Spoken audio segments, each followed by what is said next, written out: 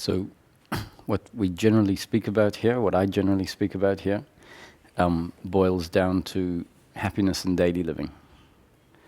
So if we make it really practical from the outset, then what tends to happen sometimes, which is we can get lost in the concepts, lost in the the great many things that are said in spiritual teachings. Sometimes part of the process is to get lost in the concepts. And sometimes we might think it's all about oneness or all about love. And in practical terms, how the understanding tends to manifest is as happiness for the human being. But we have to be very clear that that happiness for the human being is not the sort of happiness that is a feeling. It's not happiness as a excited feeling or the gaining of some pleasure. It's quite a unique thing. It's happiness through peace of mind. So continuous, unbroken peace of mind, regardless of the circumstance you find yourself in. So circumstance means pleasure or pain. It means positive outcomes or negative outcomes. And this point is sometimes also missed in non-dual teachings in particular. Sometimes we're trying to escape pleasure and pain, trying to find a way where everything is equanimitous, the same. And when we look at the wisdom that's put forward in the ancient teachings, and they talk about equanimity, really what they're talking about is equanimity inside, on a level of, on your attitude, where regardless of the external circumstance, which is always going to mean pleasure or pain for the biological instrument, for the person on the biological level, there's always going to be pleasure or pain. And if something is painful, the body is not going to remain unmoved by the situation. If someone pours boiling water on, splashes boiling water onto you, the body is going to move away from that. So it isn't about the body being in a state of equanimity with the external environment. The body is actually part of the external environment. And so hot water is always going to feel painful or pleasurable. If it's the perfect temperature hot, like in a shower, then that's pleasant. So the equanimity, the peace, is always got to do with our attitude to what is happening. And the attitude of equanimity, the attitude of peace can only happen if somewhere in the system there is an understanding that the unfolding of life can include a great variation in experience, and that what experience happens is part of the unfolding of life. So what experience happens at whatever point in time, essentially the wisdom attitude will see that as a happening according to the story of life, unfolding exactly as it's destined to unfold. And from that point of understanding, the thoughts that it should be different, the thoughts of blaming the other for what they have done, even blaming ourselves for those actions that have happened that have delivered negative outcomes, that attitude can no longer exist if life is seen to be unfolding exactly as it's destined to unfold.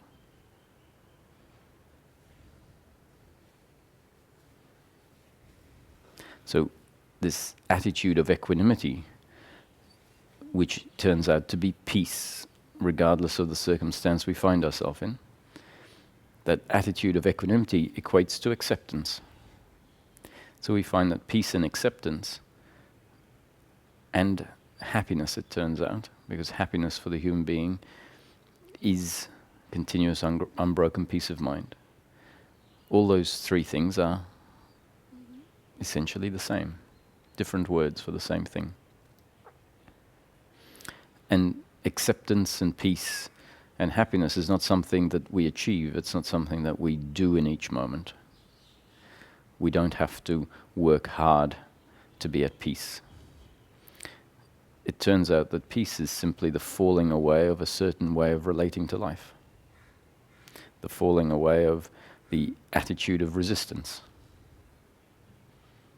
And when that attitude of resistance falls away, the idea, the attitude that says life should be this way and not that way. You should be this way and not that way. I should be this way and not that way. When that attitude falls away, the resistance, which is that movement of you should be this way, not that way, then that falls away.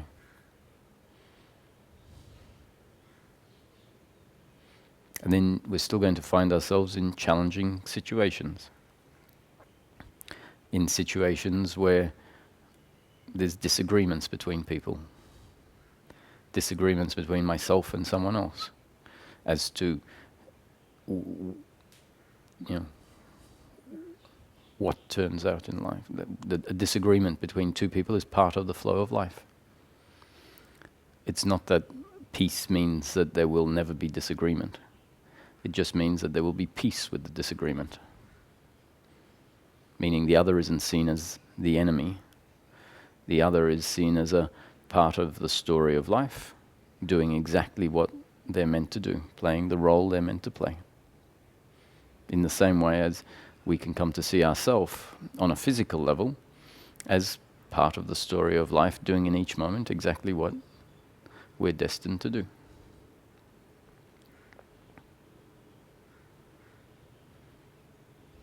So anger can arise, and if anger arises, that's a biological reaction in the moment. So once again, the idea that we will be at peace on the biological level is a misunderstanding. It would mean that if we're standing next to the edge of a cliff and someone suddenly comes and starts pushing us, acceptance on the biological level would mean that we would just not resist biologically and get pushed off the edge of the cliff. So that's the biological will always resist in certain situations. And that's the intelligence of the biological.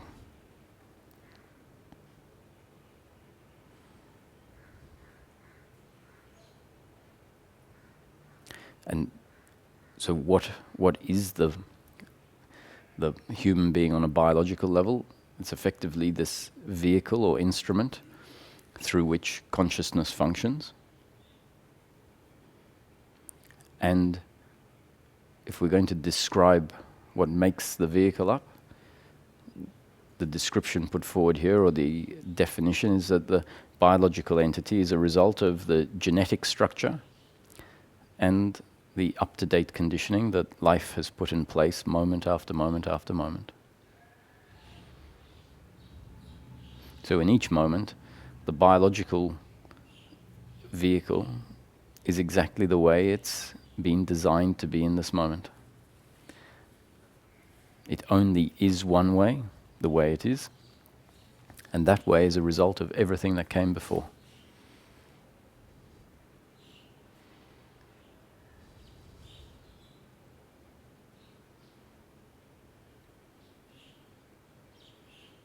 And so a thought that arises is a response to something that the biological instrument has seen, heard, tasted, touched, or smelt. And then a thought automatically arises. And that thought arises based on the genes and up-to-date conditioning.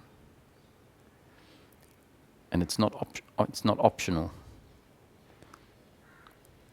It happens exactly the way that the moment and the design of the biological dictates it to happen.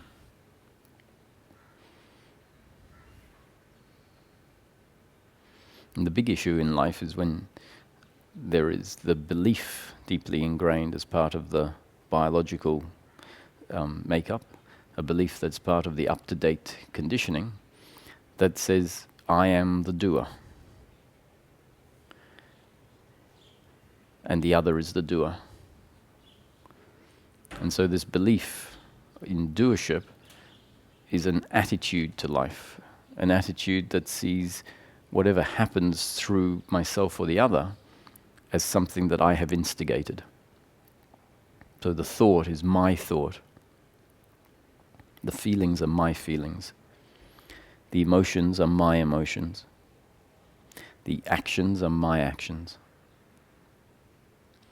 So that's how we are forced to see ourselves when this belief, deeply ingrained belief of personal doership, is ingrained in the body. And it gets ingrained not by me, but by life.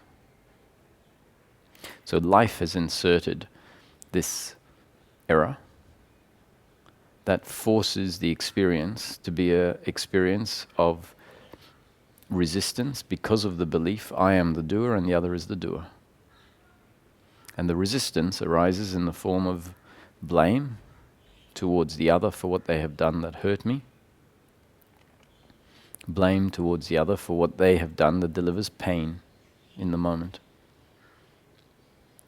And another form of resistance is guilt for what I have done that delivered pain to the other. And on the same principle as guilt and blame, the principle of personal doership, arises pride. Pride doesn't feel as heavy as guilt and blame because it's a feeling of, look what I have achieved in relation to actions that happen through the body that deliver positive outcomes. But the principle of personal doership is the same.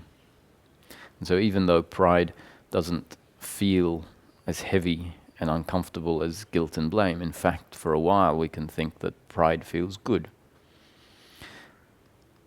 But on closer investigation, we'll find that it's based on a misunderstanding about who we are, based on this false idea that I am the doer. And the false idea I am the doer means that I don't know myself as I really am. And it's this not knowing ourselves as we really are that always ends up feeling uncomfortable. If I don't know myself as I am, I can't feel comfortable. Because the comfort with oneself comes from knowing oneself. So for as long as the incorrect idea of ourself, it's in a sense we can a false self-image. For as long as that's there, it creates a veil, a disconnection from knowing ourselves, and then we're forced to move through life feeling uncomfortable. And at some point when that uncomfortableness becomes long-lived enough or intense enough, it becomes very clear to us on a deep intuitive level that this is not right, this is not my true nature, this is not natural. It's very common for us to feel uncomfortable.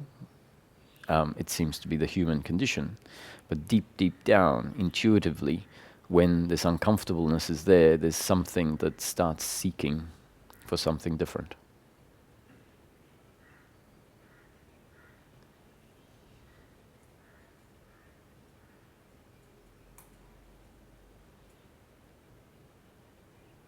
And it's the seeking that brings us to sit, let's say, and listen to talks like this or read certain books that we somehow trust or resonate with and feel in that trust that there's something in this, something in these books that we're drawn to, some answers, some guidance.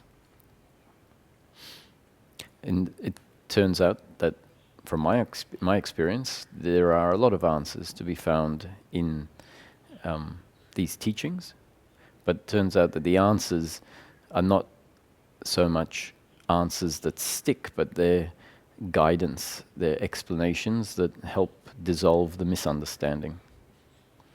So maybe a better way of saying it than saying there are answers provided is that there are descriptions, a lot of descriptions provided about what we are and what we're not. Descriptions about how life is, how life looks on an internal and outwardly basis when there is a functioning from misunderstanding, and how it looks when that misunderstanding falls away. And in this set of teachings, the main error is described as this belief in personal doership. And when the belief in personal doership falls away, what's revealed is our connection to Source. That connection to Source means that there's a realization that anything that happens through me can't happen unless Source is functioning through me. And that realization extends to the other, that whatever happens through the other happens in exactly the same way. That everyone is an instrument through which impersonal consciousness of Source is functioning. And once impersonal consciousness of Source links to the body, just like electricity plugged into an appliance, it comes out as personal consciousness, which is the experience that we have of who we are. And that personal consciousness experience will include the belief I am the doer, or when life dissolves that belief, there will still be a personal consciousness experience. We will always live life as a personal consciousness experience. So this personal bit is not the problem. This realization or liberation is not the dissolving of the personal. It's dissolving of the false idea that I am separate and independent, disconnected, and the doer of everything that happens through me. So if that dissolves, we still find that the experience is of an individual living their life. It's not an experience of being impersonal awareness that is not identified with anything. It's very clearly that we carry on living our life as if I am this, not as if I am everything.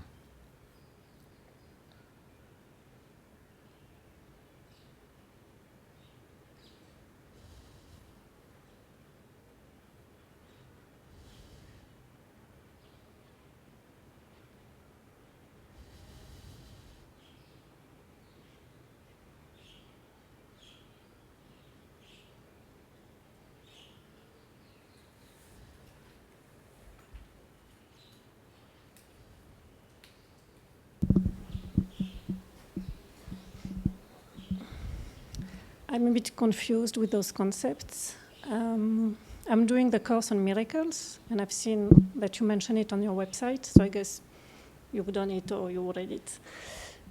And I can see it's also just concepts and it's not the truth, as you say, for those concepts.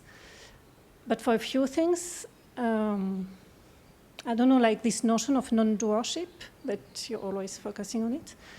And in the course of miracles, they focus more that we always have the choice. Like if we are ill, it's because we want it, and we always have this choice between the ego or God. And I'm a bit confused. I don't know how to. I don't know with those two frameworks and what you can tell me about this. Yeah, sure. Well, the Course in Miracles is a beautiful teaching. It's very complex and intricate, and takes us through a journey to a point where when we're reading it, we find that we start off reading it as the individual, and then find ourselves reading it as something different to what started reading it. And how that happens is surprising, but it does happen. So when it says, you have the choice in the Course of Miracles, we're not sure which you it's pointing at. When it says this is happening because you chose it, which you is it talking about? Is it talking about you as the individual or you as the creator? And sometimes it actually blurs the lines and makes it that you are the creator. So when it says, you chose this, whatever event is happening because you chose it. Which you? And often it's referring to the you as source, which then allows us to relax into the present moment. It's like, oh, this is happening not as an attack on me. This is happening because I as source have created this experience to be there exactly the way it is, for the experience of it. So it can create a surrender to the fact that actually this is here for a greater good, let's say, this event. But then in another place it says, you can choose again, which is then saying that you as the individual find yourself in this position, which is what you've actually chosen for yourself. But now you can choose again, which means you as the individual have choice, have free will in the moment to choose to turn left at this moment. If you don't like what's happening when you go straight, you can choose to go left. So at any moment, choose again. And I think it's been 15 years since I've opened the Course in Miracles, I think. So, but it will say use, I'm not sure what word it uses, but like use peace as your guide. And if that's not there, choose again. And so in these teachings, it doesn't say that there isn't choice, but it just says that choice is not so much our choice as we think, but in each moment, life unfolds through the human being choosing from various options. And so with the understanding that all of life is a story unfolding moment after moment after moment, we still recognize that that story unfolds by the individual making choice in each moment. And when we look at it, that choice is a result of the circumstance we find ourselves in and what seems like the right thing to do. And what seems like the right thing to do is based on our genes and up-to-date conditioning. Two factors that we're not in control of. And yet, choice happens. And the experience is that it is my choice. So what we can call the feeling of free will. So in each moment, we have free will to do exactly what we think or feel we should do, with the deeper understanding that my feeling of free will is actually God's will unfolding. And that once I do what I feel like doing, which is my free will and God's will, the outcome not in my control. And so if you choose something in the moment, which is your free will in the moment to do whatever you think or feel you should do, understanding that that is God's will, and the outcome is not in line with what you think it should be, you can choose again. So that means that in that moment, make another decision, knowing that the outcome of your new decision also not in your control. Understanding that the new decision is based on the circumstance you find yourself in, and the available options, and your genes and up-to-date conditioning that determine which option to pick. So from the description that everything is a happening according to God's will, that life is completely predetermined and unfolding moment after moment after moment, exactly as it should, exactly as it's designed to unfold, that doesn't mean that there isn't choice in the moment. But that choice is exactly the choice that is destined to happen as part of the story of life.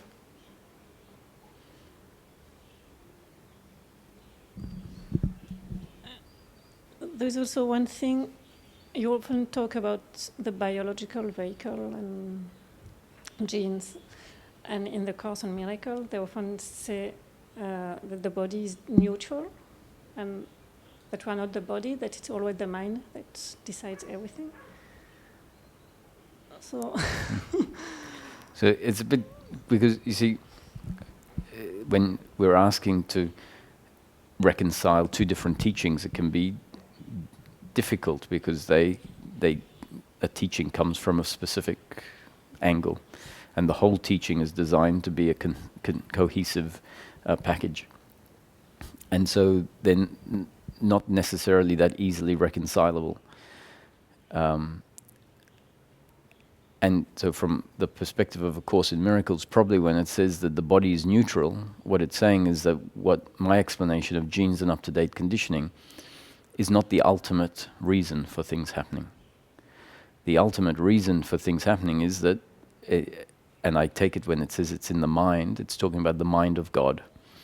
The universal mind, which the nature of universal mind is consciousness. And so from that perspective, it's saying all of this is an arising in consciousness. And what arises in consciousness is not determined by the objects within the arising. And the body is part of the experience that arises in the moment. And so whatever the body does in each moment is not dictated by anything within the story, but actually it's the true cause, or the ultimate cause, is consciousness, or mind of God. And so at the beginning of this teaching, we say that consciousness at rest, absolute nothing, pure creative potentiality, at some point explodes into manifestation. And the explosion into manifestation is the movement from consciousness at rest, or the unmanifest, into consciousness in movement. And consciousness at rest has become the manifestation, has become the whole story of life. And therefore, the story of life as it unfolds is dictated to by the initial impulse of the initial creative movement from potential to manifest. Once we look at the unfolding more closely, we can see that the story of life, although ultimately it's just a spontaneous arising in consciousness, the story of life includes and unfolds as if it's a story of cause and effect, as if it's a story of time and space. And so it becomes valid then to start talking about dynamics on a causal level. Ultimately, the two fit together and they're not opposites. Spontaneous arising, where we say the cause and effect is an illusion and isn't the real reason, but without making spontaneous arising an invalid concept, we can then start to look at cause and effect as it exists within the spontaneously created story. And so the understanding that is required, which is the falling away of the misunderstanding, happens in the story through a process of cause and effect. So at some point in time in the story, if it's dictated for an insight to happen, that insight will happen exactly as it's destined to happen, at exactly the time it's destined to happen. But the story will include certain events before the insight that will appear to be the reason for it.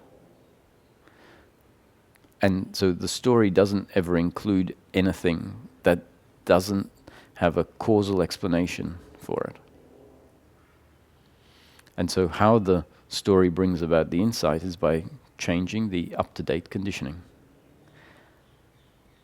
And so that's not ultimately the reason that the insight happens, but it appears, as the story unfolds, it appears to be the reason for it. So that's why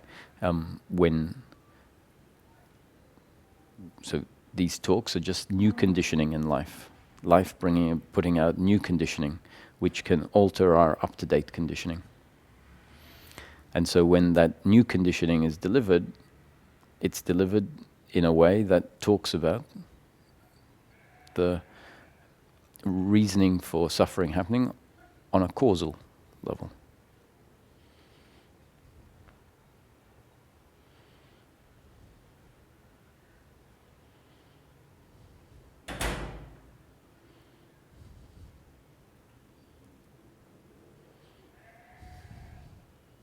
So at some point, we have to be careful about mixing teachings.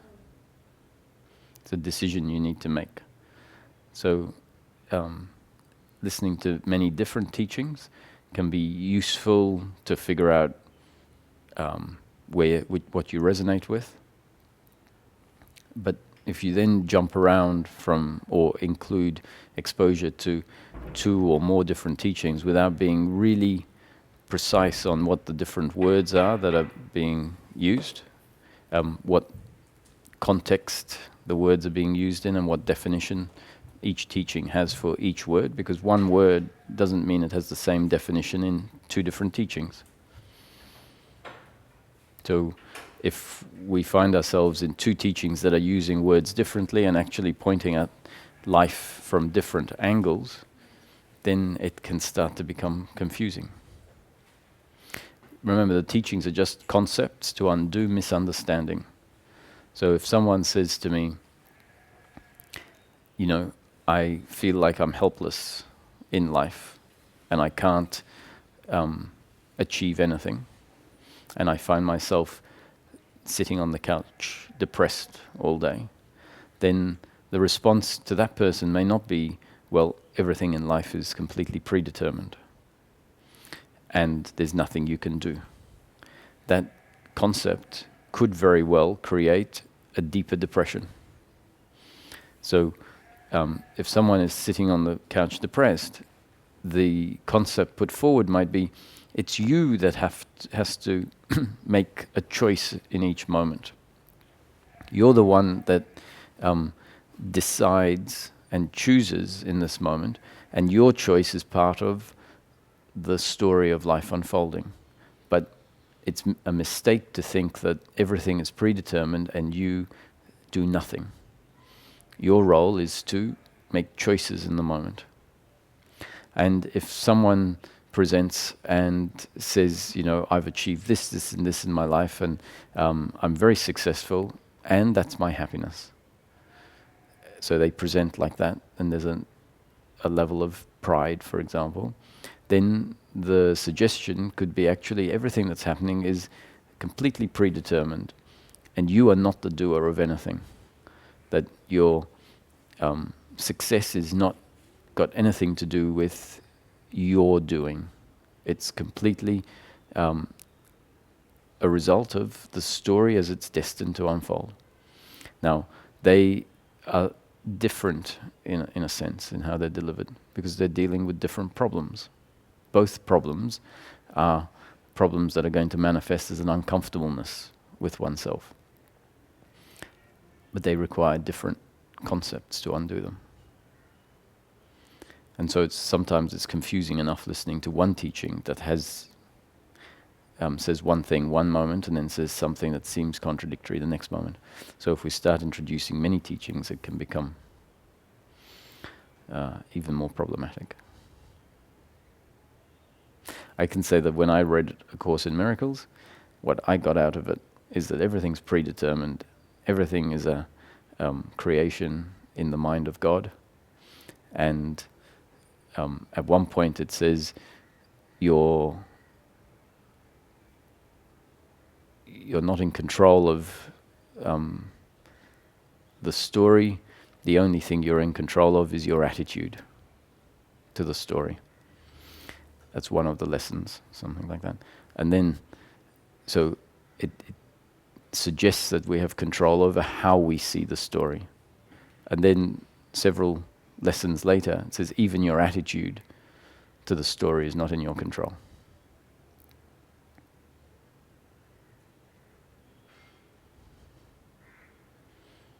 Which are completely different concepts. But they're not wrong. It's not wrong that in one spot it says your attitude to the story is the only thing you have control over. And then it says even your attitude you don't have control over. they're there if we can see that they are it's concepts, methodology. All teachings are methodology to undo an error. So when we come down to it in practical terms, what are we really looking for in life? When we feel into our experience and find the experience where we can say, in this moment I am unhappy. I know that without a doubt, experientially. And we look at what that unhappiness is, we always find that it's a form of suffering. Guilt, blame, pride, worry and anxiety, expectation and attachment to outcomes. Our unhappiness in practical terms will be one of those, will fit under one of those 5 categories. And when we look at those 5 categories, the first 3, guilt, blame and pride, based on the idea that I'm the doer and the other is the doer, and worry and anxiety and attachment to outcomes based on the idea that I need pleasure in the future in order to be complete. I need love in order to be complete. And love, I bring love in because it's the pleasure we are most attached to. Right at the bottom of all pleasures is love.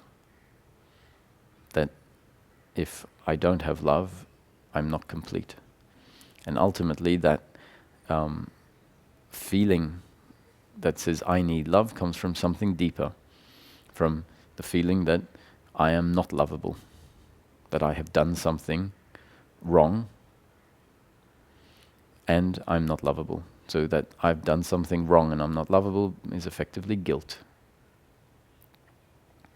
So when we look at the forms of suffering, it's really based on a misunderstanding about who we are as the doer and what it is that we need in order to be complete. So that's why that's spoken about, because if we actually come to see that, if we investigate this for ourselves, if we investigate our unhappiness when it's there and ask ourselves what is it, the concept will arise. Hopefully the concepts will have become part of our up-to-date conditioning, and the answer will be, oh, this is guilt, this is blame, this is pride. And then when we look at it, I'm blaming the other because my attitude is that what they did was completely unacceptable. That what they did was pain, and how I relate to them is as a separate independent entity that is in complete control of what they did, and they should have done it differently. And so when we see this, it's not about judging ourselves for feeling guilt or blame. It's simply about seeing, yes, in this moment, the unhappiness is blame, and yes, it's based on seeing the other as the doer, and seeing that I need outcomes in order to be complete. So what the other did has delivered pain, which is an attack on my completeness.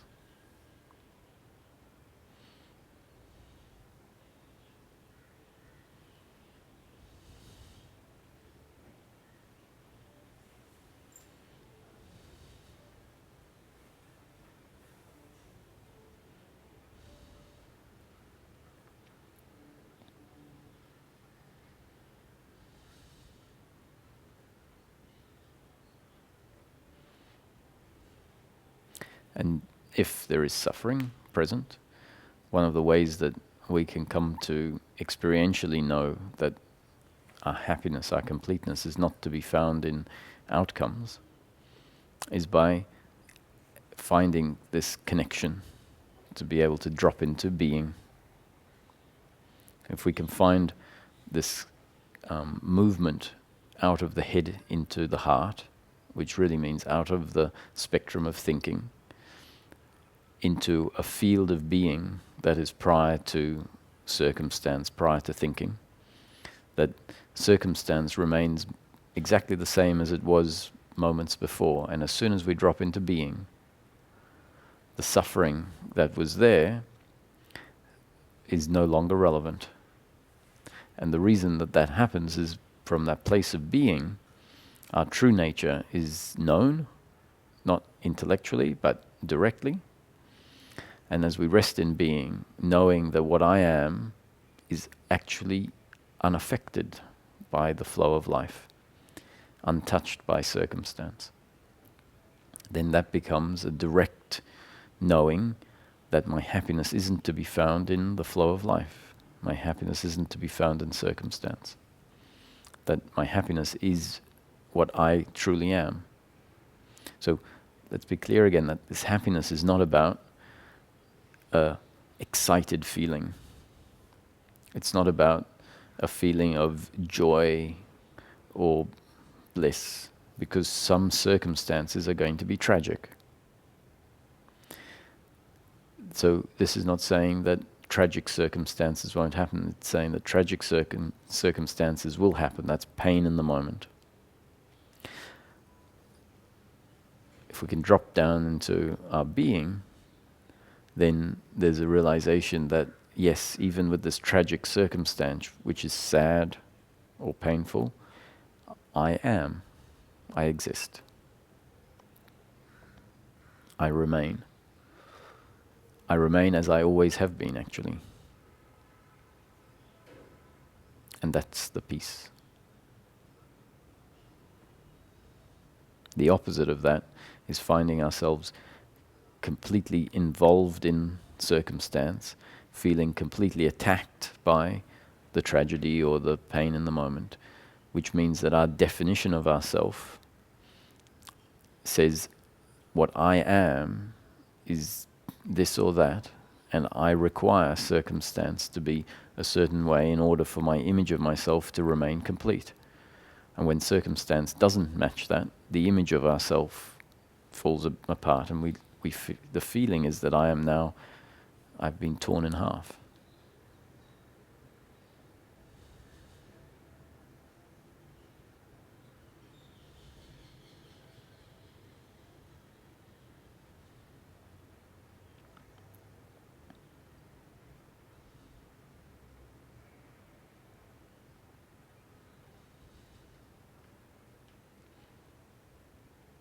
And that self, that being, is always here right now.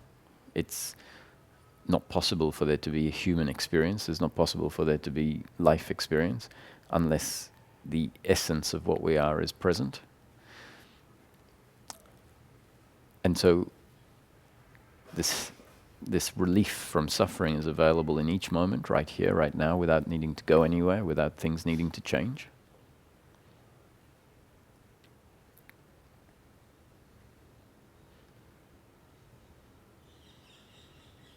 And we can come to find that the idea that my happiness is to be found in the future, that it's a long process, that very belief system keeps us from dropping into being right now.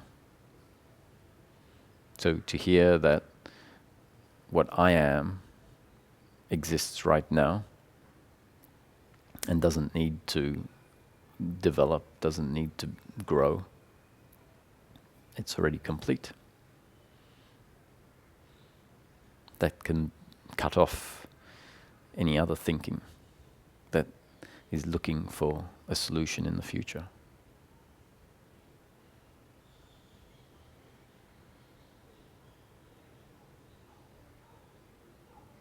It also helps to hear that our being is never going to be known through thinking.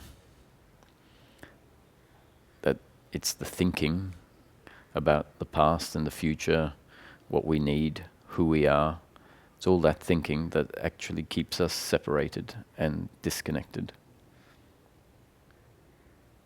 And so to the extent that we find this thinking happening over and over and over again, even thinking about the nature of life, at any time that a concept or some thought comes up and just says stop, because it's not to be found in thinking, then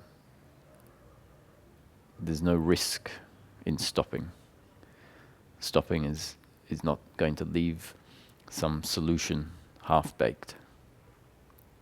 We don't need to say, oh, I'll stop just when I come to the end of this thought. You can stop mid-thought. But that stopping isn't your doing. If we try to do stopping, that's more thinking. So it's just a realization that arises in the form of a thought that says, stop.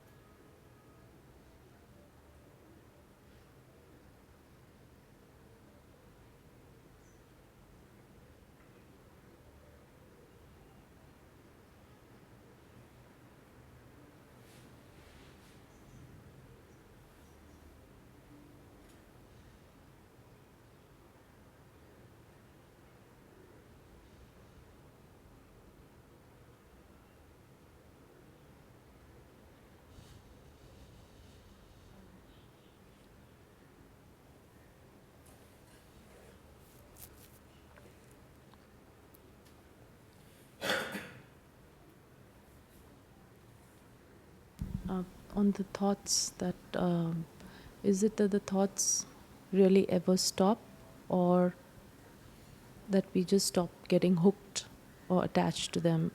Because still we have the five senses.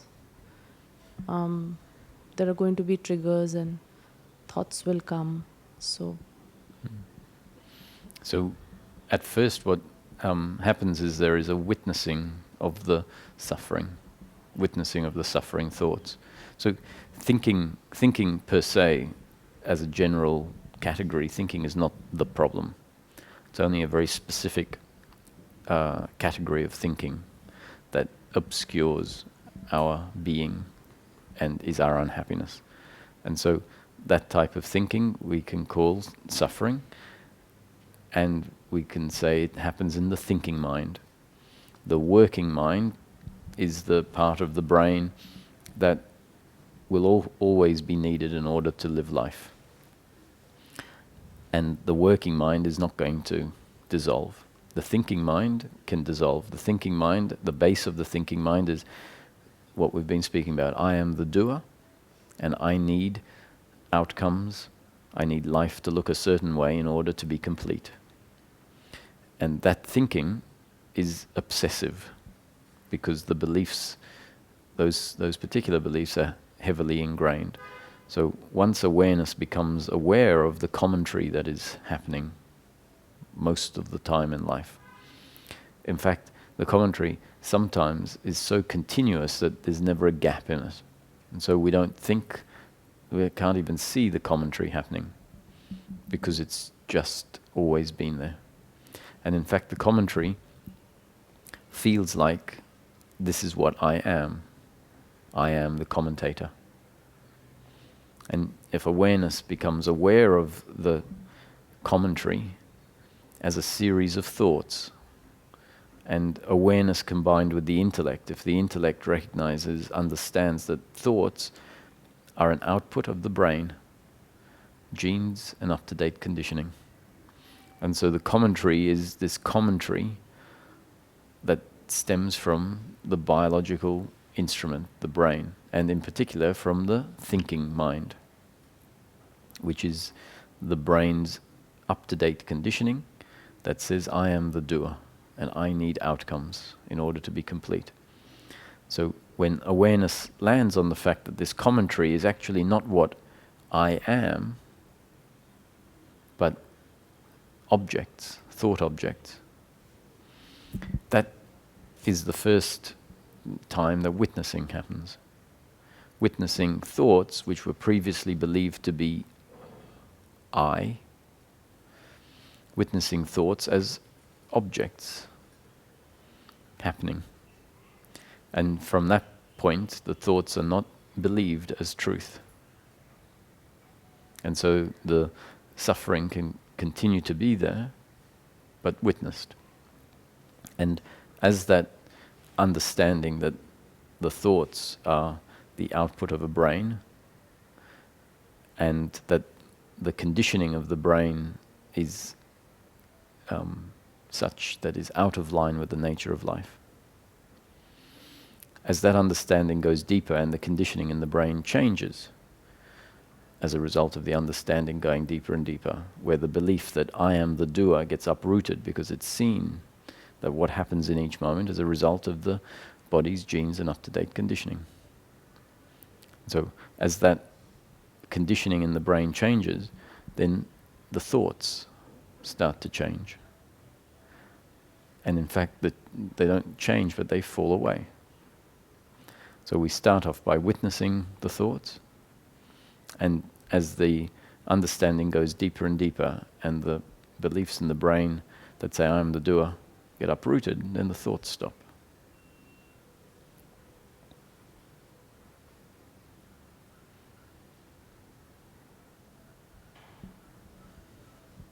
But it's not about setting an objective of the thoughts stopping. In each moment, happiness is our attitude to what is happening. And the thinking is part of the flow of life. The thinking is part of what's happening in the moment. And so as long as our attitude to that is aligned with allowing everything to be as it is, then there is less suffering. So the witnessing of the suffering thoughts is basically the non-resistance of them. The witnessing of the suffering thoughts is the absence of blaming yourself for blaming, let's say. So the thinking, the obsessive thinking, could be about blaming someone for what they did in the past. And witnessing is just allowing that to be there. What might normally happen is we would blame ourselves for blaming. I shouldn't blame. Blame is based on a wrong idea, and I should know this by now. And that becomes more blame on top of the blame, or guilt. Guilt on top of the blame.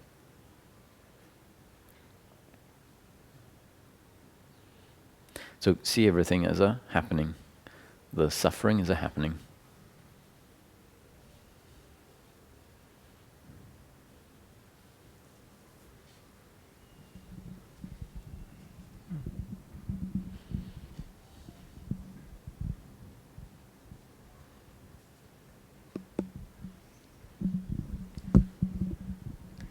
If you could talk a little about revenge.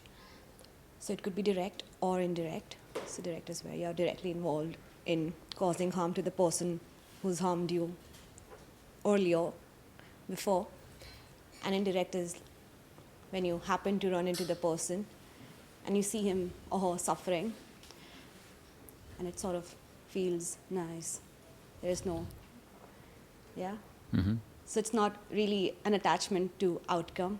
You weren't ever actively thinking that this person has to suffer. But when you happen to see, then it's a feeling of feeling nice. Yeah, well, I guess revenge is just an extension of blame. You hurt me, I hate you, which is blame.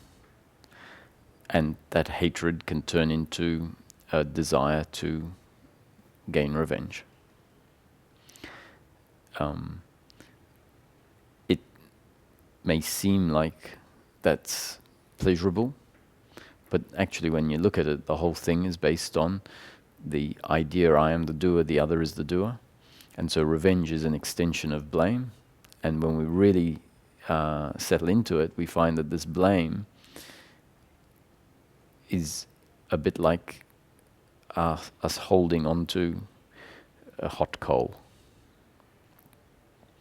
That we think it's useful, we think it's great for ourselves, but at some point we can realize that actually what we're doing is just making our life a misery by holding on to this blame.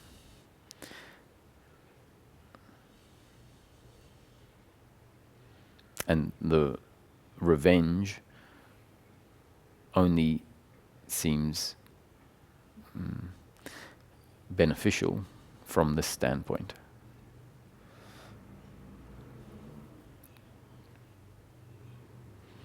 And so whether it's active revenge or just seeing someone suffer, someone who has hurt you suffering, and you didn't bring about the suffering or pain for them, then that's going to feel good from this standpoint of the doer. You hurt me, I hate you, and I'm glad that you're suffering. I'm glad that things aren't working out for you.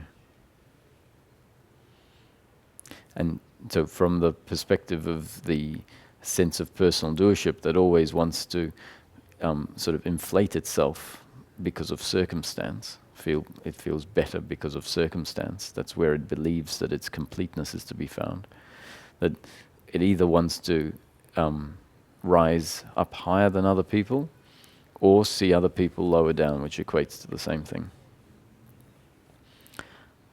But in the end, we find that it's our suffering.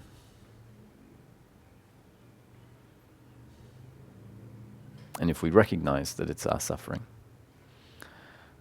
that it's not as beneficial as I thought, then there's the reason for the dynamic to change. So all of these things only change once there is a realization that this is not as good for me as I thought.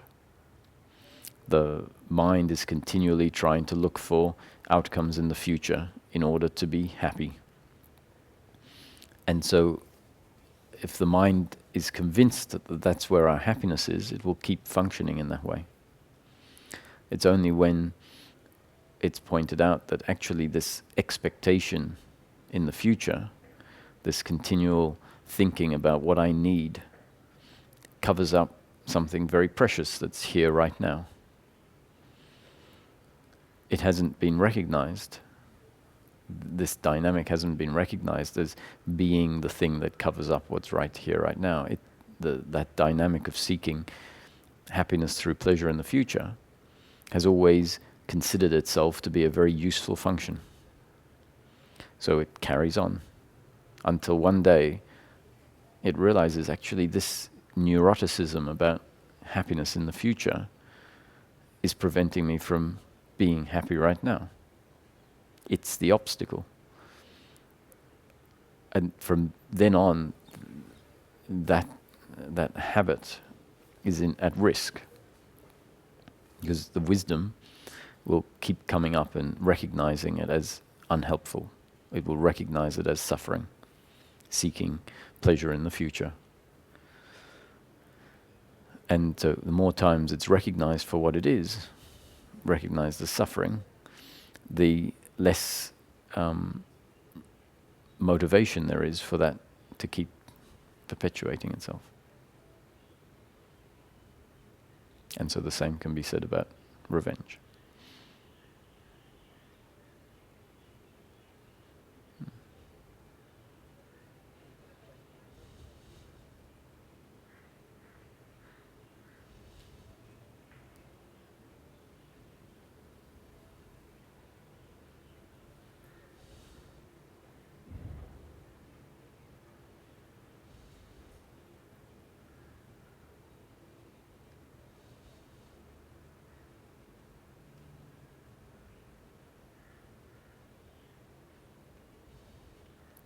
So I hope it's clear, this is not trying to suggest that we become better human beings.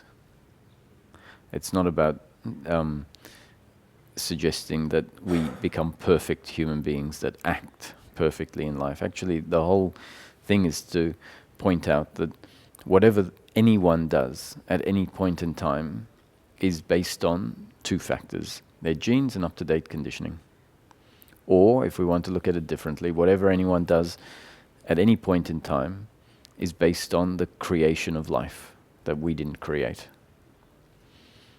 That whatever happens is happening according to God's will.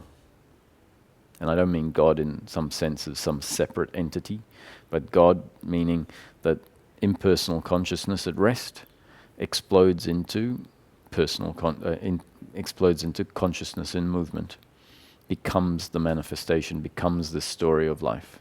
So that's what God, to me, is the consciousness at rest that explodes into movement. And so God at rest has become the whole story of life. So anything that happens at any point in time is God's will.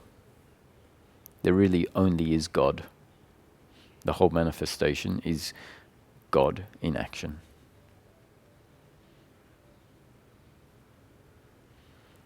And so the attitude that is the attitude where peace exists is simply the absence of the attitude that is in opposition to what I've just described.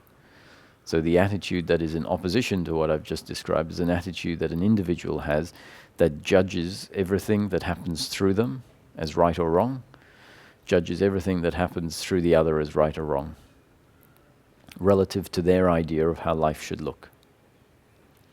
And if our idea of how life should look falls away because we understand that life is always going to look one way in each moment, the way it's destined to look, the way it's been created to be, then that attitude is an attitude of peace and equanimity.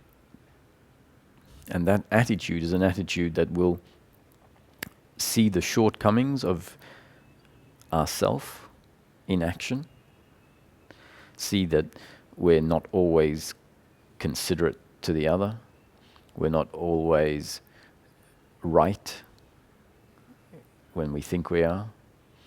And so this internal attitude recognizes that I am an imperfect human being.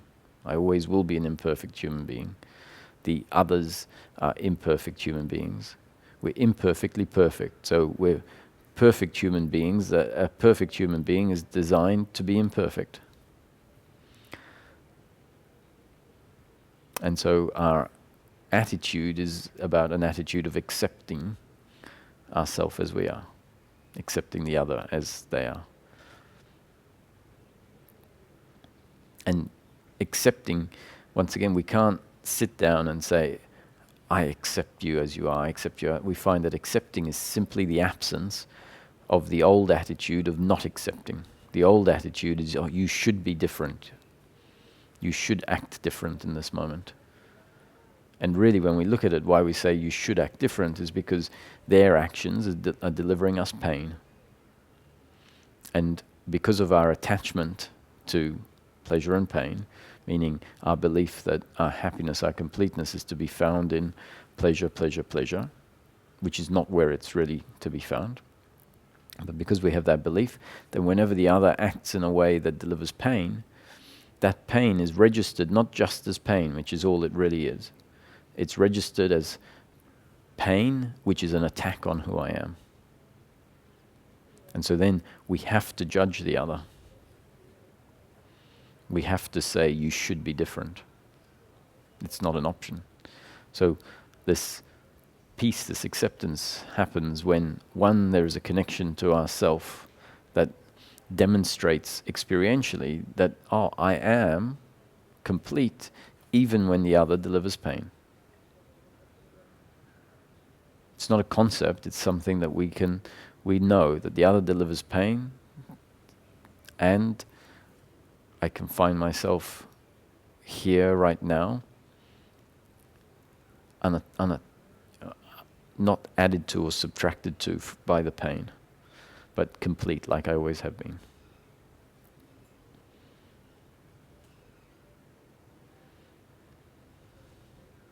So that becomes the ground on which life is acceptable, however it unfolds.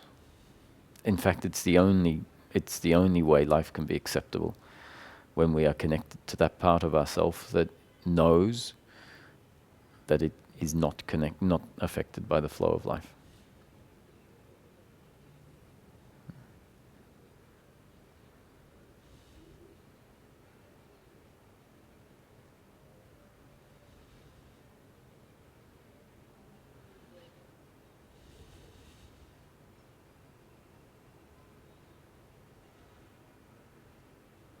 And even suffering when it arises, that's part of the flow, that's part of the story of life.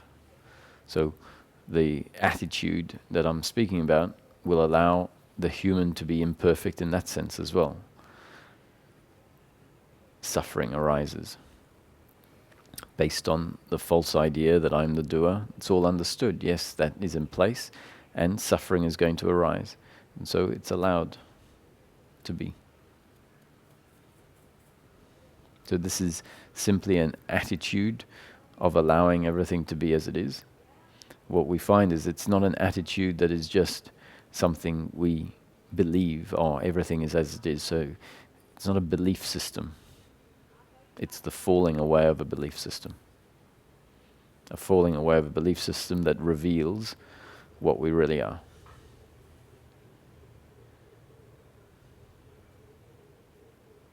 The belief system, I am the doer, the other is the doer, my happiness is to be found in the flow of life. And so Ramesh would put forward a suggestion when he was asked, so how do I make this understanding happen?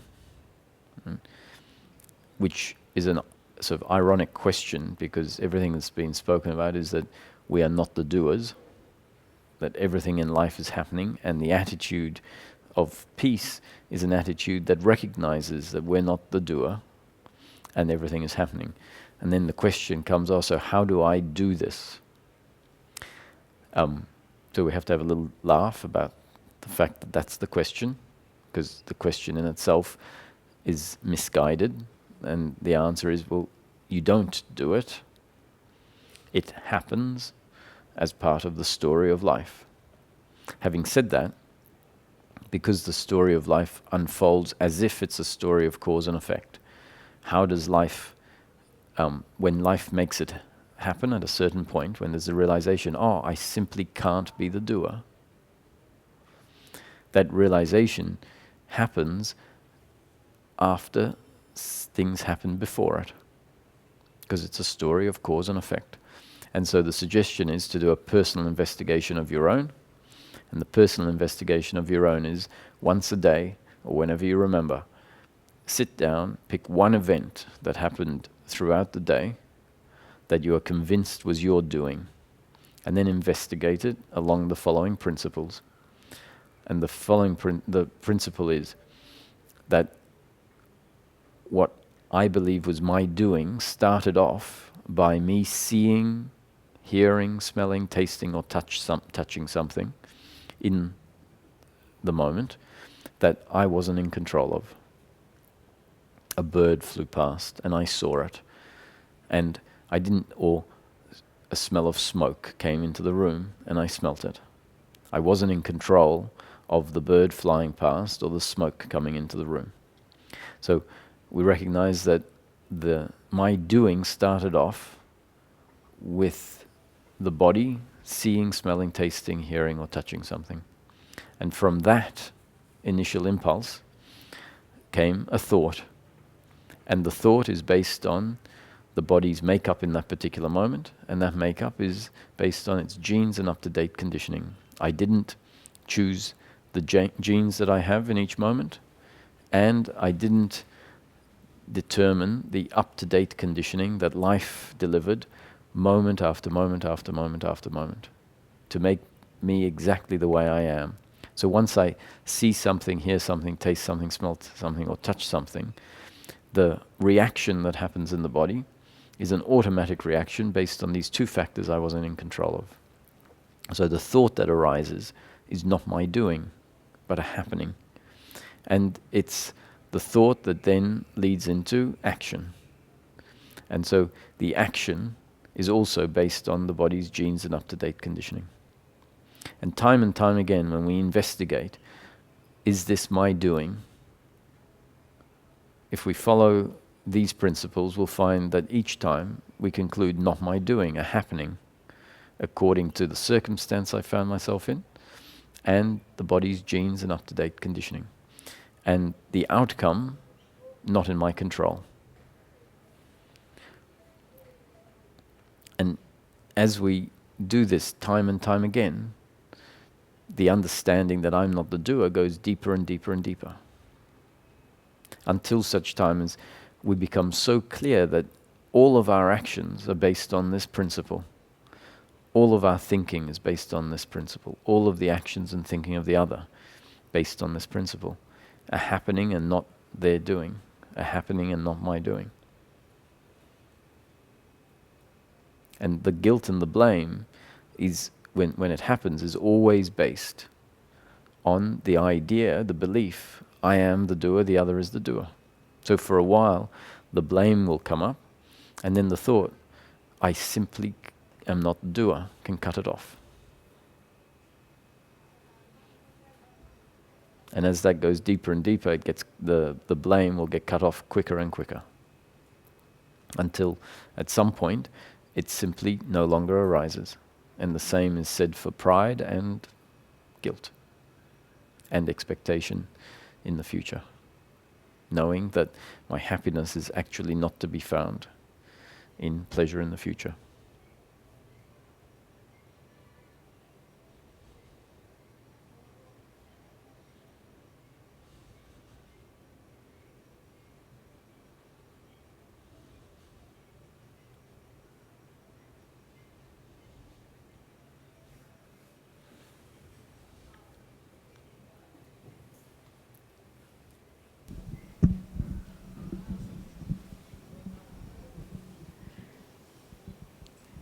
In in this investigation process, if I find that in certain situations, similar situation, I behave the same ways, or similar outcome happens every time, or many times, or most times, it's difficult to uproot this belief that it's not my doing.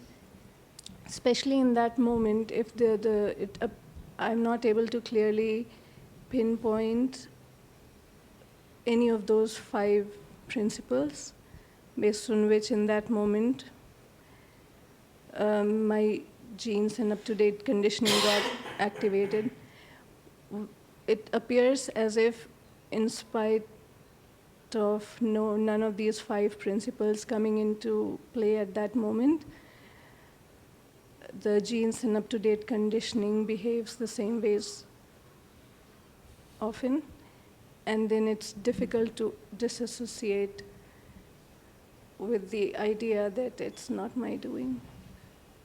So it's not so much about the consistency of how we function, because our genes and up-to-date conditioning can sometimes remain fairly consistent in life. And so if our genes and up-to-date conditioning remain consistent in life, and circumstance repeats itself, then it makes sense that the output is going to be fairly consistent. So the consistency is not the thing that makes it my doing. This consistency can be explained based on circumstance and genes and up-to-date conditioning remaining relatively consistent. The seeing that it's not my doing is seeing that the response of the body is based on genes and up-to-date conditioning, and that you weren't in control of your genetic makeup, and you weren't in control of how life has conditioned you moment after moment after moment.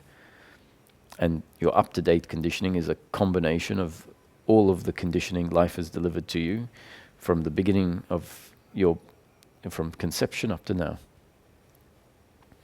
So is it clear that a thought arises based on your makeup in this moment?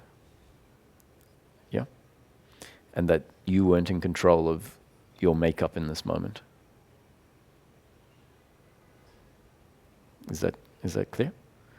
So if you're not in control of your makeup at this point in time, and the thought is a result of your makeup at this point in time, then we have to conclude that the thought wasn't in my control.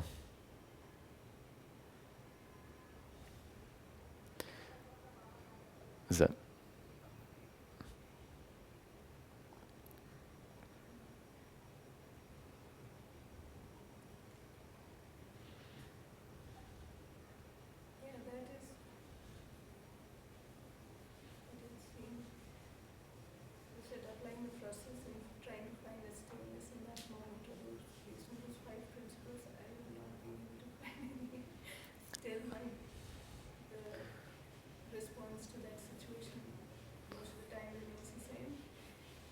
So you're talking about... difficult to break away from this idea that it's not my doing. It appears like it, I always choose to do it this way. Okay, so who chooses? Yeah, it's life chooses, but it's No. me every time. Yeah, but who is the me that chooses every time? The body. Yeah, but so the choice is a result of the genes and up-to-date conditioning. So this is pointing at the fact that we are identified with being the biological entity. So what's being pointed at here is to show that this is a biological entity. The body is a biological entity. You can't be... What you are is not a biological, mechanical entity.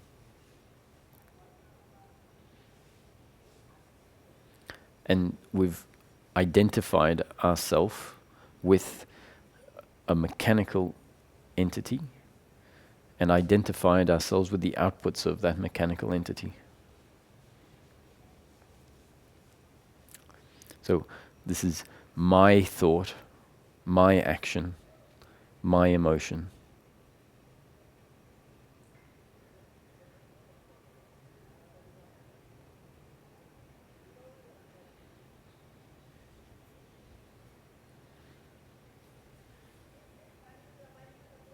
So when you say you can't find one of the 5 principles, this is when the body sees something, hears something, tastes something, touches something, or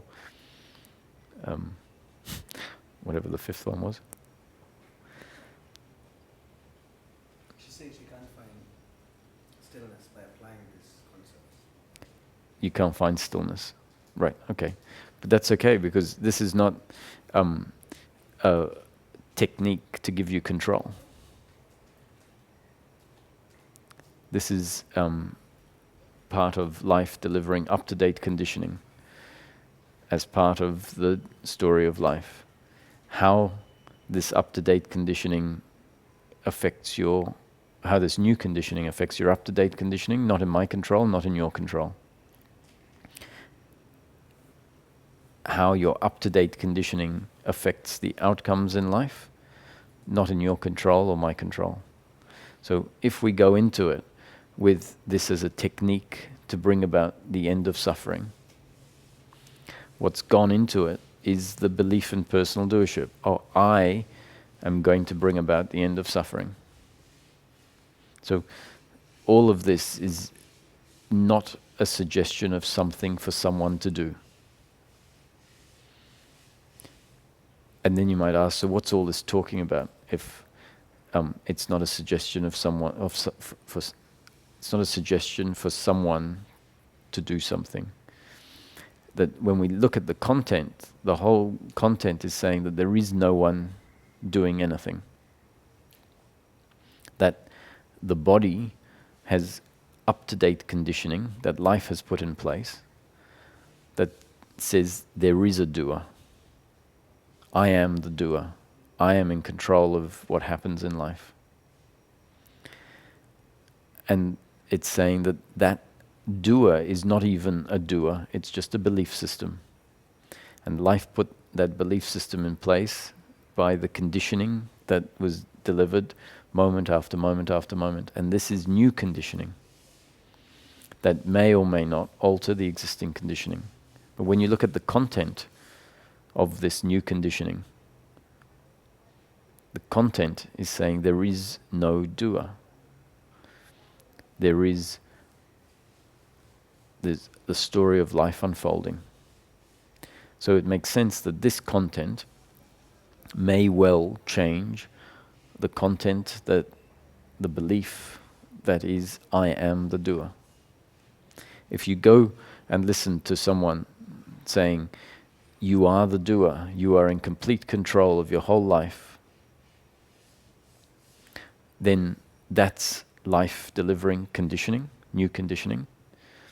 And that conditioning is likely to reinforce the belief in personal doership, because it's saying you are the doer, you are in complete control. That's what society is telling us. That's what the experience, the feeling in each moment is telling us. And because the feeling is I am the doer, then that feeling has ingrained the belief I am the doer. So the talks are new conditioning, that's all. And hopefully they bring about a change in the existing conditioning, and that life is seen differently. Life is experienced differently.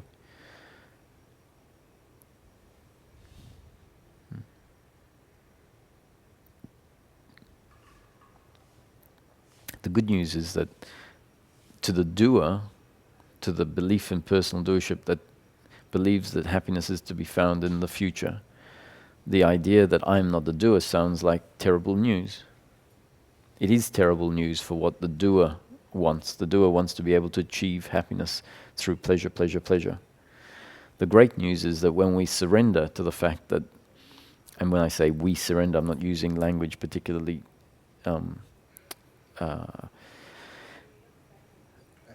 accurately, thank you, is that there's surrendering happens. We don't surrender, but when there's this realization, there's nothing to do, that's when a connection to our being is most likely to happen. And when we connect to our being, there's a realization, there's no need to have control. Control was something that was just believed to be important. So the news that we're not in control is not terrible news. It will sound like terrible news to the doer that wants control. But actually it's the doer that is the entity, the identity that gets in the way, that creates the suffering. So inevitably the doer works really hard for a period of time to understand this, to stop being the doer. You know, the doer does everything it can, and there'll be frustration. And that frustration can be really useful, because after having worked really hard at achieving this, we throw our hands up in the air and go, actually, I can't do this. I don't know. I don't know what to do. I don't know how to do it. I don't know what I need. In fact, I don't know anything.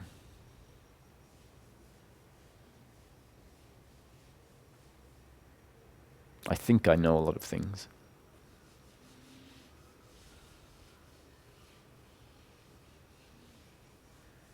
But whatever I know is a result of a brain, which is a limited instrument, very complex, but ultimately it's a relative instrument.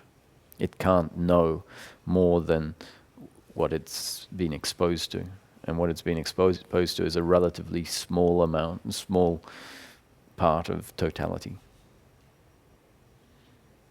So at some point, the intellect itself realizes, all this stuff that I know, both the working mind and the thinking mind. The working mind is functional. It understands how to do mathematics and language and how to use a knife and fork, and that's all conditioning, and we can rely on it and say, yeah, I know how to do those things. But when it comes to the knowing in an ultimate sense, knowing about our happiness, then the intellect itself realizes, I can't know that.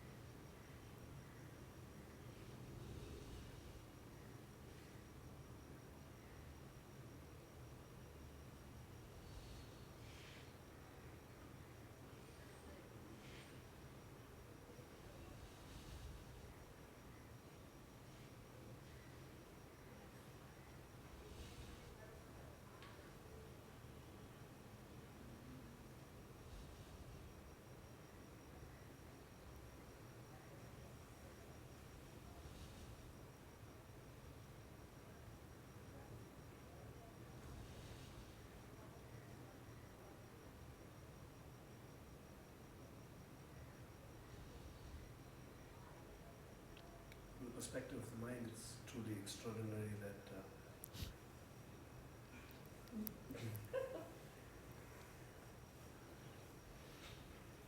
just a comment.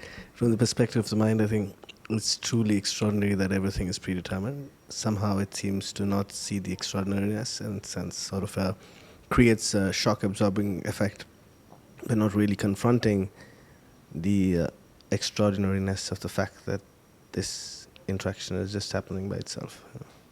Hmm. It's quite cool.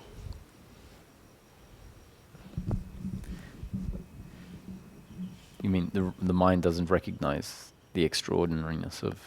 Yes, it sort of doesn't really, even though it's hearing it every day, it tends to sort of ignore how big it is, like, you know, because it's sort of a single statement that can rubbish everything else that's going on. Yeah. See, it's interesting is that sometimes people want to, as their sort of comfort, create ideas of multiple dimensions and, I know, seeing fairies and magic, that magic in life that way. And this isn't a criticism, it's their way of seeing the magic in life, like believing in unicorns, for example, or whatever. What you just said is that if we really comprehend that what is happening right here in its very simple form is magic, really, in a sense. It's all of this is like a dream in consciousness that has been created and it's unfolding, and we're in the dream. That just seeing the body move from that perspective is seeing an amazing unfolding. Yeah. But it's just become very ordinary. This is whatever it is, it's ordinary, because it's not seen from the perspective of it being a spontaneous arising in consciousness. All there is consciousness. This is like an imagination. It is an imagination in the mind of God. And so if we look around and go, oh wow, could I be in a dream? And if you sit in a restaurant and watch everyone moving around and people talking at tables, and look at it as, especially if an awakening to the awareness and the consciousness functioning through the human being, from that perspective, where everything is arising and witnessed by that awareness. From that perspective, it becomes, it's not just a concept that this is all an arising in consciousness, like a dream. And so to sit and watch life unfolding, all the cars going past, it's sort of like a very ordered, chaotic symphony where everything is in perfect harmony, synchronistically unfolding.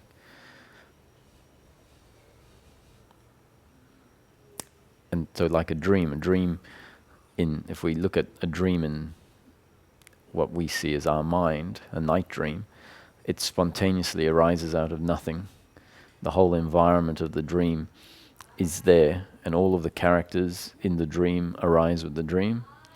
And then when the dream is finished, in an instant, all the characters and the whole environment disappear, to be replaced by another dream, completely different set of characters, different environment. And when the new dream appears, the character in that dream has the experience that they've been alive for 50 years, let's say. It's a 50-year-old character. And in that dream, included in that is all the memories of childhood, 50 years, of memories of what had happened an hour before and 2 hours before. And actually the dream has spontaneously arisen just seconds, before.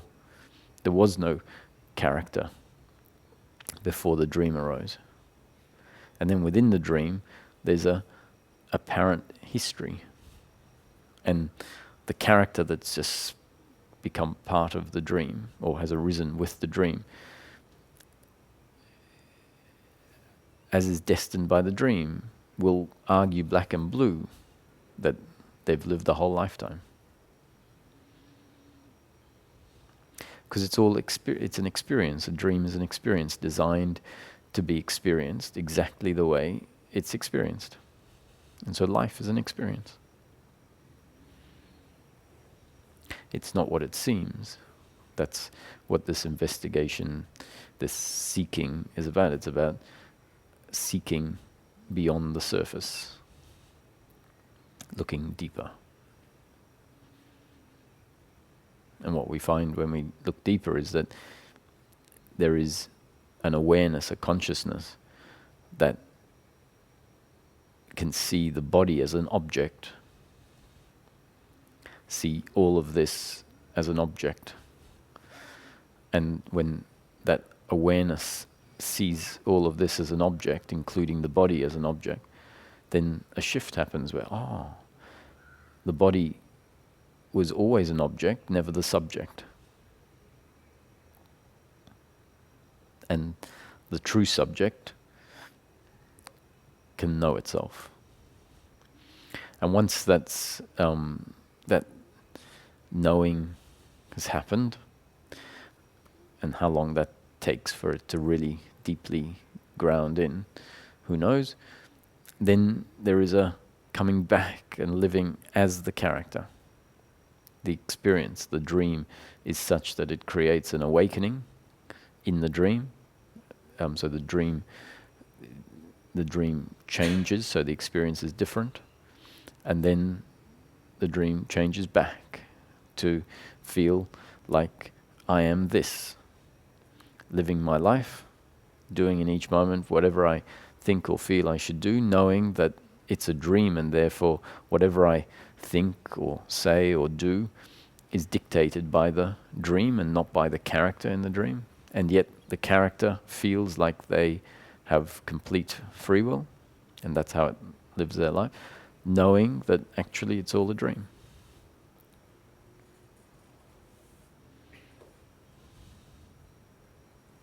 And that the consciousness in which the dream arises, even when it is functioning through one of the characters in the dream, that the consciousness in which the dream is arising is never affected by the content of the dream.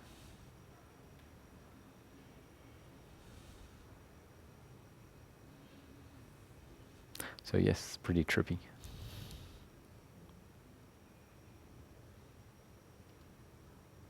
What do you mean it's never affected by the content of the dream? That the consciousness in which the dream arises, even if a nuclear bomb was to explode as part of the content of the dream, that the container, the consciousness in which the experience arises, is never added to or subtracted from by what the content is. So it remains invulnerable regardless of the content of the dream. But the experience is still there. So the experience of the dream is what the dream is. The dream is the experience. So we could say that this is a story of consciousness experiencing itself in a way that it can never actually be. It has created a playground in which there are many different objects. Consciousness has identified with the many different human beings, human objects, and is experiencing life from the perspective of a separate human being. And at first, it creates a divine hypnosis where it forgets its true nature, becomes completely identified with being the body, and does that for the experience of being something it can never be, being something separate. And as a result of that, suffering is part of the dream. And then comes a point when there is a remembering of one's true nature within the dream. And after that, the suffering reduces or ends. And so we never wake up from the dream. There's a waking up to the fact it is a dream. We don't wake up to reality. There's only the experience.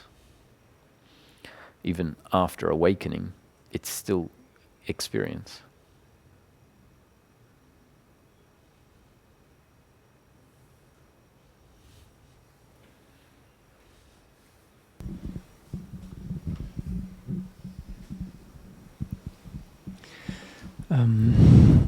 This consciousness is infinite and ever present. Could you please explain again how is it in deep sleep, where consciousness is not there, and suddenly in this time frame where time exists here in this 3D world, suddenly it's again there? How do you know that consciousness is ever present when even our character in this dream is not conscious anymore for some moments? So I would say that consciousness in its two different forms always exists. Either consciousness at rest or consciousness in movement. And consciousness in movement is known only in the manifestation. So consciousness knows itself in the manifestation, in daily living. In dream state, it's the same consciousness in which a different set of content arises. So really, there's no difference between the waking state experience and the dream experience. And then in deep sleep, experience collapses. There is no experience and no awareness of itself. And then out of that nothing explodes the daily, the waking state experience or another dream experience. And so there isn't a knowing of consciousness in deep sleep. In deep sleep, even consciousness isn't aware of itself. Or we could look at it as though there is impersonal consciousness. So if we want, we can look at deep sleep as a state within the manifestation, where in the manifestation there is impersonal consciousness.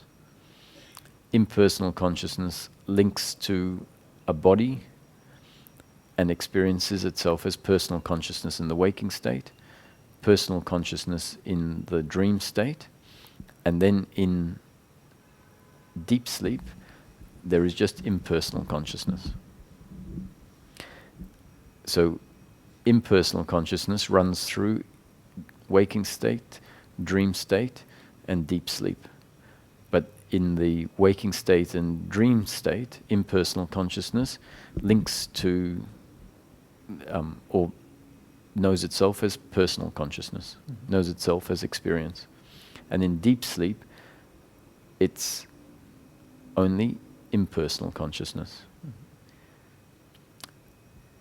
And then prior to waking, dream, and deep sleep is the unmanifest.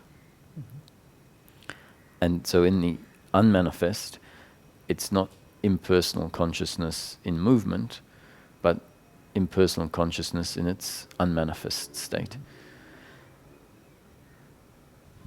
Which means completely unaware of itself. The theory is kind of clear, but how can we be sure that even in deep sleep there is still that consciousness present, even if it's consciousness at rest? Is it through deep meditation states to be sure of that, or is it part of the concept that you can explain this, really? Yeah. Or can you experience this also? So I don't insist that there is awareness of the consciousness in deep sleep. In fact, I prefer the standpoint that there is, in deep sleep, consciousness is not aware of itself. And so that really means that deep sleep is absolute nothing. But out of absolute nothing, which to me would be the only truth, or, well, it's a funny truth because it's nothing. So out of nothing comes everything. And then everything goes back into nothing. And so we will never know, it's impossible for even God to know itself in the unmanifest. So how can we know that that's there? And the answer is you can't know it except if we come to know what life is. If we come to know intimately what life is, which is, life is the presence of experience. And when experience is present, awareness is aware of the experience.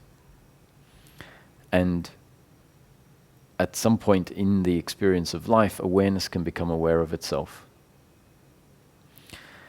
And then in life experience, we have very basic forms of life experience, which is meditation. And in the most basic form of meditation, the complex experience falls away. And what you're left with is awareness of being. So basically awareness of nothing, so no manifestation, which is still a form of manifestation. It's the most basic form of manifestation, where there is just awareness of nothing and the sense of existence. And so in that meditation, that's the realization of the most basic form of life. Awareness of nothing and the sense of existence. There's an undeniable sense in that nothingness of I am still. Something exists. Not I as the body, but existence. And if that's the most basic form of manifestation, then the unmanifest must be the absence of the most basic form of the manifestation. What is before the manifestation must be the absence of the manifestation. And I don't know how this becomes known. I don't even know that I would say it's known. And yet, for me, death is something that I would say I know. I know what death is. And for me, death is the absence of life.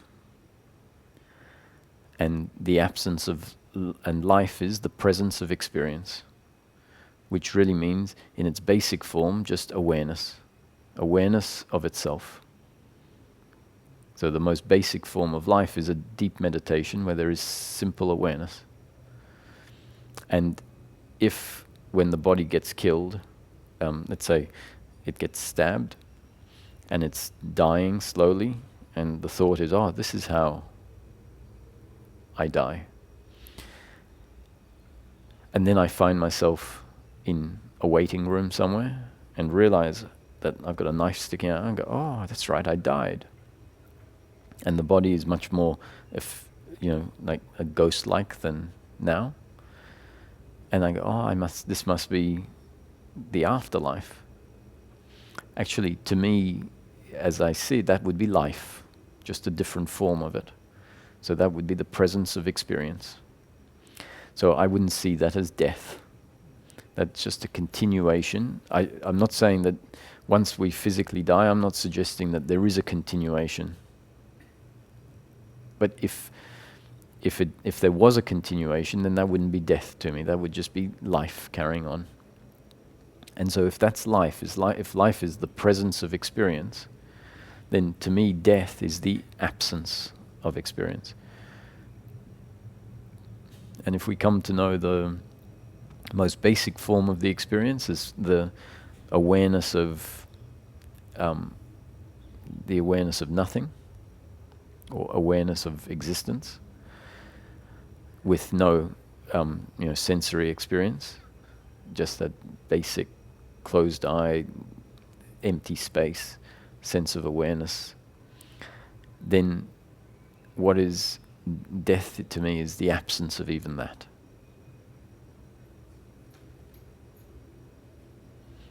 And that to me, that then is the unmanifest, where consciousness at rest doesn't even know itself.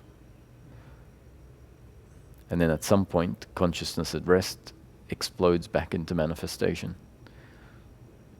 And it could be a completely different universe, let's say. Or we could see it as deep sleep is consciousness at rest. And then when waking state happens, that's the explosion into the manifestation again.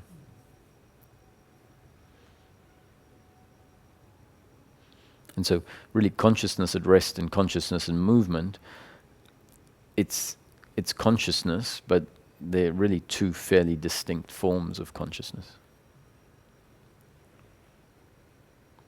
And yes, at the end of the day, it's a concept.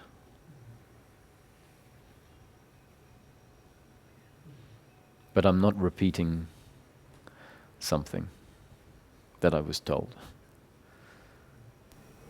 But I can't tell you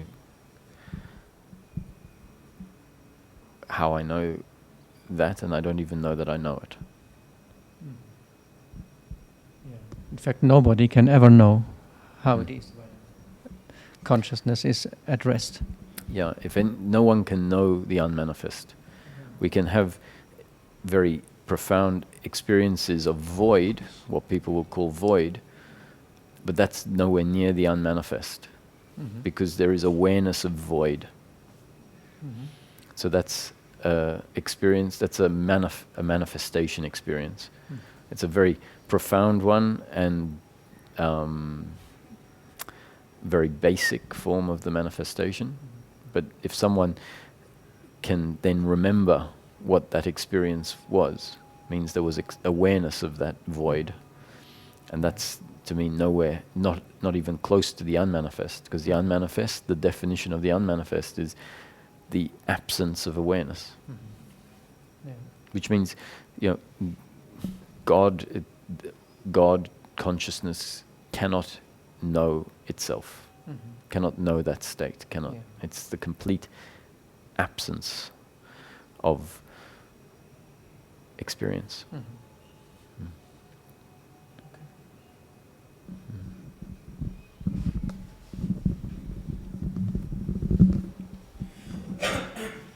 But then it cannot exist.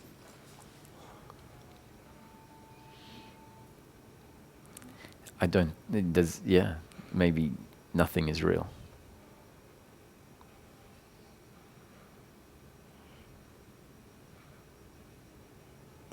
Even the unmanifest cannot exist. That's the definition of the unmanifest, it's nothing. So there is no deep sleep. That's right. Because if we say it exists, it's become something that exists. And what's being pointed at here, it is the complete absence of anything. And so Ramana Maharshi's ultimate concept, there is no creation, there is no dissolution, nothing ever happened. Which is, we start with absolute nothing, all of this happens. In theory, it's the creation, so we start with nothing, there's a creation, the creation dissolves and we're back with nothing. And so we start with nothing, we end with nothing, so nothing ever happened. Is the ultimate realization. There is nothing. And so instead of saying there is nothing, then there is creation, then there is dissolution, and then there's nothing, Ramana Maharshi decided that actually there is no creation, there is no dissolution, nothing ever happened.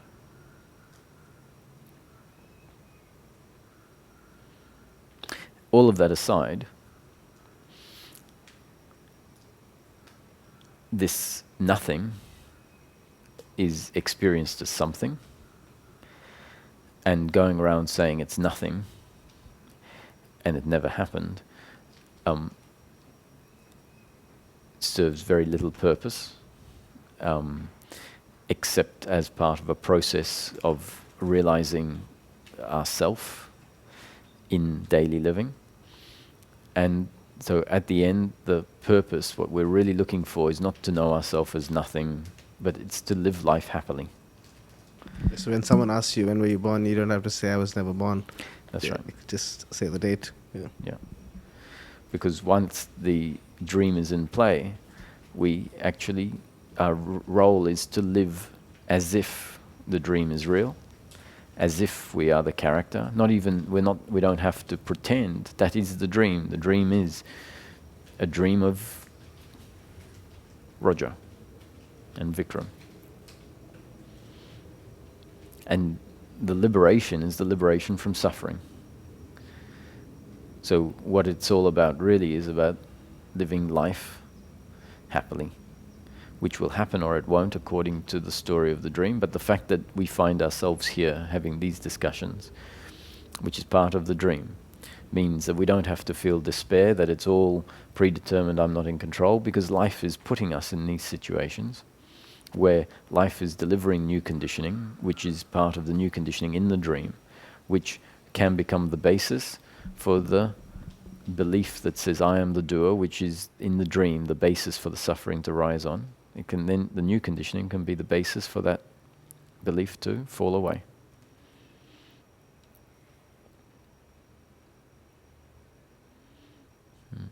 So the suggestion is to, whenever it happens, to investigate these concepts for oneself in daily living.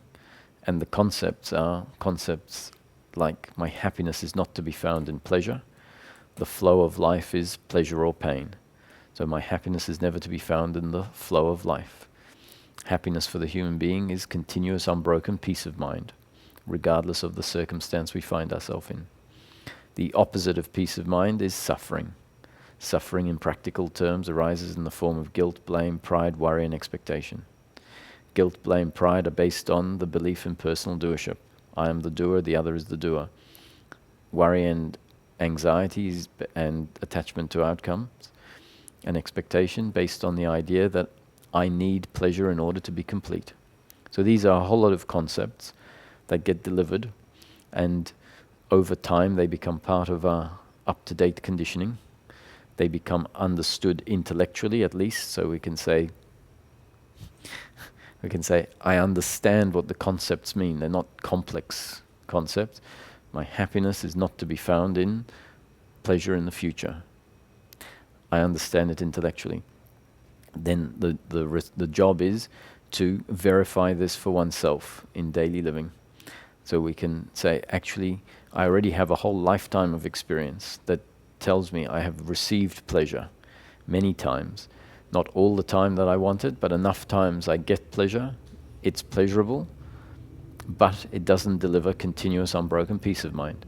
So you can put a whole lot of ticks next to that and you go, but just in case, because that was all based on my memory, let me keep an eye out on the next 2 weeks of pleasure. And so you order a great meal. The meal comes and it is very pleasurable. You enjoy the pleasure because pleasure is pleasure. But once the pleasure has happened, we realize that that pleasure isn't going to give me continuous, unbroken happiness into the future. And so then we realize, okay, now I'm looking for another pleasure. And we get that pleasure. But then, next moment, life delivers pain. And that's unavoidable. Life is going to deliver pain. So we can understand that, no, my happiness is not to be found in the flow of life. Because the flow of life is pleasure, pleasure, pain, pleasure, pain, pain, pleasure, not in our control. And so if I'm looking for my happiness to be pleasure, pleasure, pleasure, pleasure, at some point we realize, no, it's never to be found there. Life is never going to be pleasure, pleasure, pleasure, pleasure. And even if it was pleasure, pleasure, pleasure, pleasure, I'd find that I would still feel uncomfortable, because actually my happiness is not to be found there. My happiness is to be found by resting in being, knowing myself, and to be found in my attitude to the flow of life. So my happiness not to be found in the flow of life, but rather in my attitude to the flow of life. So these are all concepts that we can investigate for ourselves in daily living, and as we investigate them and tick them off as being accurate, then what happens is they go deeper and deeper into the system. So at some point, if we keep listening, these are recorded, there's not hundreds yet, but lots of videos, and I say more or less the same thing. One of the things you can do is sit there and write down all of the concepts as they come out. Everything I say is a concept, but it's a useful concept for human happiness. Pleasure is the flow of life as it lines up with our biological preference. So the body, as part of its genes and up-to-date conditioning, has biological preferences. When life is in line with our biological preference, that's pleasure. When life is out of line with our biological preferences, that's pain. So that was a couple of concepts. We investigate them, we become aware of this dynamic. And as we become aware of these dynamics more and more, and put ticks next to the concepts, the understanding goes deeper and deeper, and that understanding uproots the misunderstanding. So,